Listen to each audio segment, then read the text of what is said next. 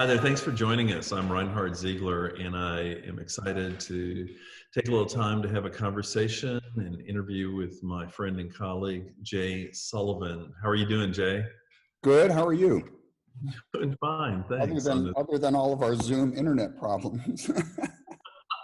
I think we're good to go. So let's just jump in. You just had a terrific show at Conduit, but sadly, given the lockdown, a lot of folks didn't get to see it. So maybe through our interview today, we can talk broadly about your work, but also see a few things from this last show. Yeah, there are a few things. I've got a few slides in there from that, and then of course it's still up in virtual form at conduitgallery.com. So yeah, for those of you watching this, you know where to go if you want to see images from the installation and show. Absolutely. So, Jay, you and I have been talking over the last couple of weeks just to learn more about each other's work. So let me just jump in. One of the things I'm really fascinated by is the tremendous variation in scale of your work. Some of it's small, almost what I would call handheld, hand-size art, to some figures in particular, but other shapes that are really life-size. Mm-hmm. Essentially the full scale object in the world that it's sculpture of or about. And then you've even done some installations that are of architectural scale, mazes and such things that a person can actually physically walk through and is greater than human scale. So I'm interested, the fact that I love the freedom that you give yourself to move scale around. So talk to us a little bit about the experience you're trying to create for the audience, as well as just what you're doing for yourself in that process as you freely move from small to life size to architectural. Yeah, I'll use some images, particularly of the figurative work and some installations, but the central issue in all of my work, I mean, I could say I was trained as a figurative artist, and then somewhere I found myself into what I'll just call a body artist. I mean, I use the figure, but I use other forms as well, trying to interrogate this question of what it is to have a body, to be in the world with other bodies. How are we shaped by things? So if you think, for example, architecturally, I think of very specific, what I call architectures of the body.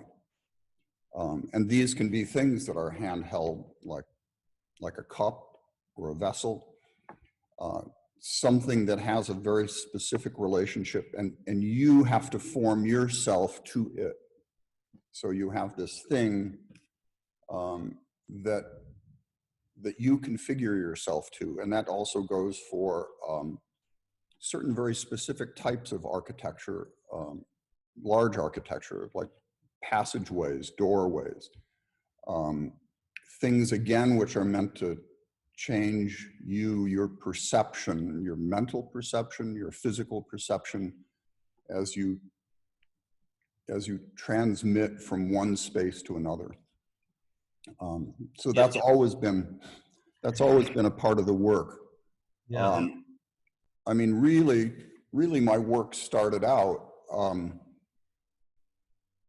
very much focused on the figure, and when I began working in straw and plaster, I was making large figures, fired clay figures in graduate school. But when I started working on this, I was really interested in the figure at, I'll say, at my scale. Mm-hmm. I refer to these as life size, and life size, as I used to joke with students, means 6'1". Which is my size. And in fact, many of these pieces are actually a little larger than life size, because I think that, the way that we react to figures is that they're a little, they're a little more of a looming presence.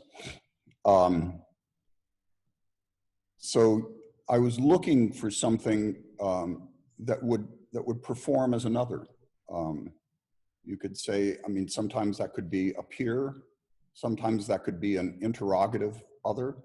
And I was very, very conscious when I was working on these, you know, that I was standing against it. So I had my hands on it in the material and it was standing against me.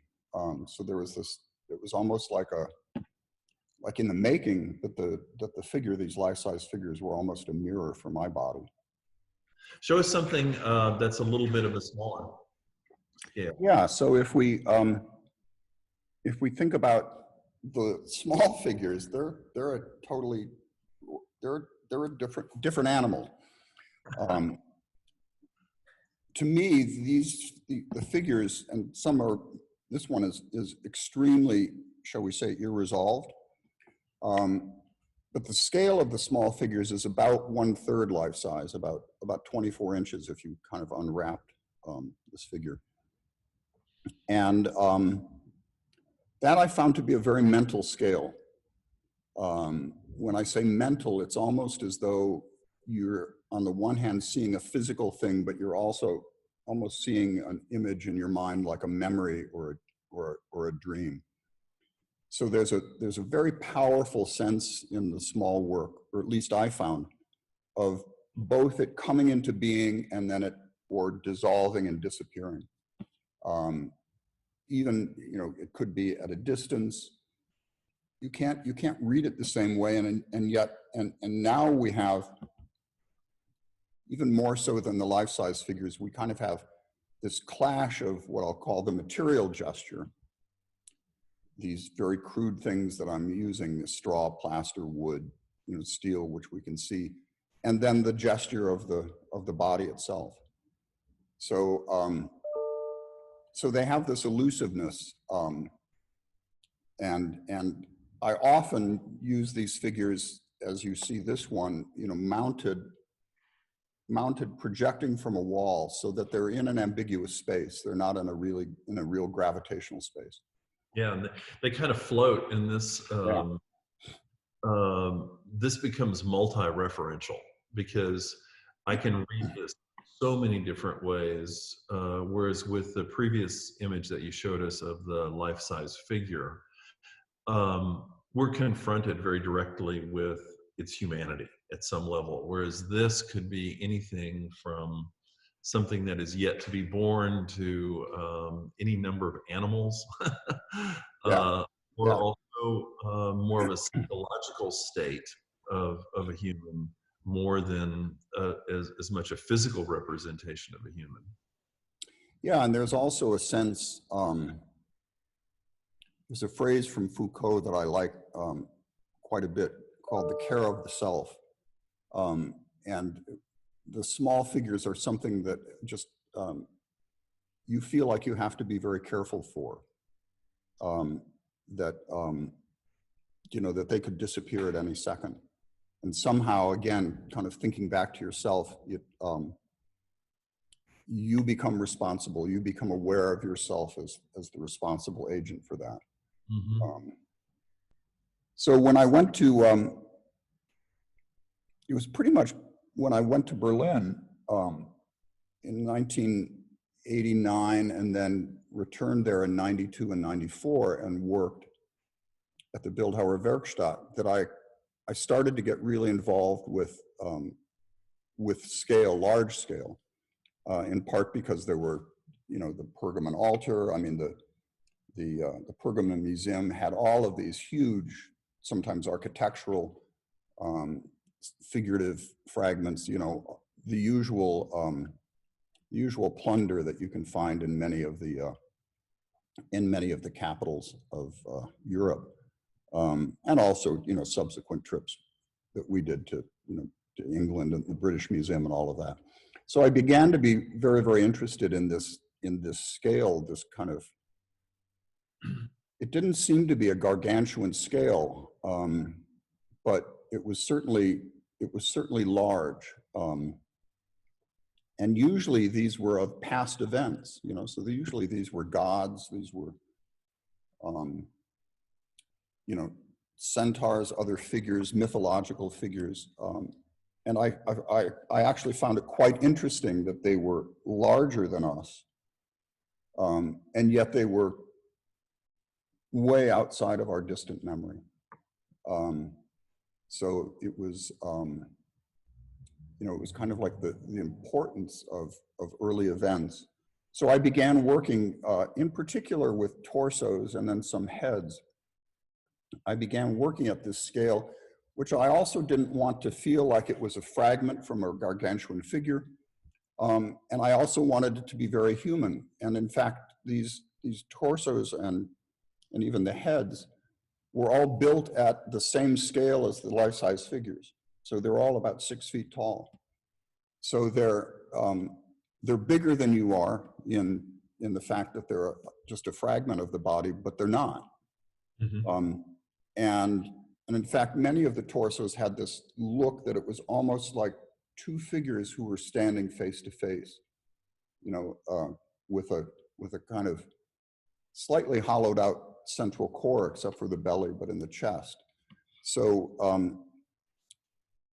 yeah, I wanted this play between the idea that it was a fragment, but at the same time that it was a whole, that it was the whole thing, it was the whole figure.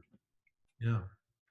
Well, let me move us along then from a conversation of scale and talk about surface. You and I have had some interesting discussions about what surface is, and the inside surface, outside surface. And this is a big, I would say, concern in all the work of yours that I'm familiar with. And there's a great variety from the highly textured works mm-hmm. To very smooth, almost machined looking cast pieces principally. Mm-hmm. And so talk to us a little bit and maybe give us some examples.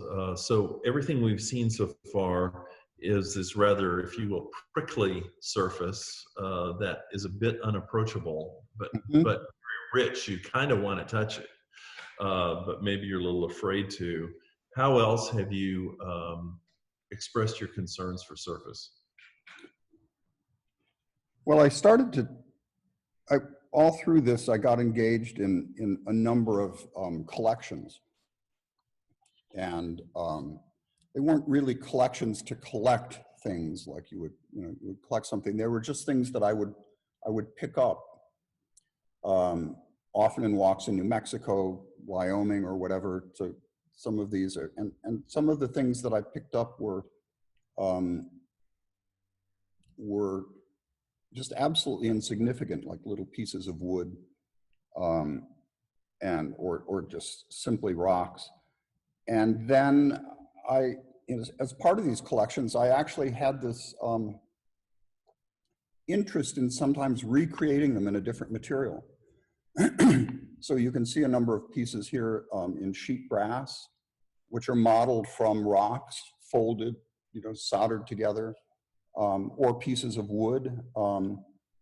And here there's this confusion, because usually when we see something like a rock, or even if we see a cup on our table, the body instantly knows how heavy it is. I mean, we pick it up, and we hopefully don't pick it up with surprise. So we already have gauged our body to it, and yet with some of these, so if you move from, a rock to a piece that's made of very thin sheet brass, all of a sudden now the surface doesn't tell you about the thing in the way that the thing itself, the natural thing, did. So Jay, thank you for your time today, for talking to us. And just as we close, as Jay and I were talking the other day, I took a note of something that Jay said that really struck me, and I think is a great way to summarize what we've been able to enjoy today in our conversation with him. He said, "My eye is always looking for something my hand wants to touch." Jay Sullivan, thank you so much. Thank you, Reinhard. Wonderful talking to you. Stay safe, and we'll be back together next week. Sounds good. Yeah. Okay. Bye-bye.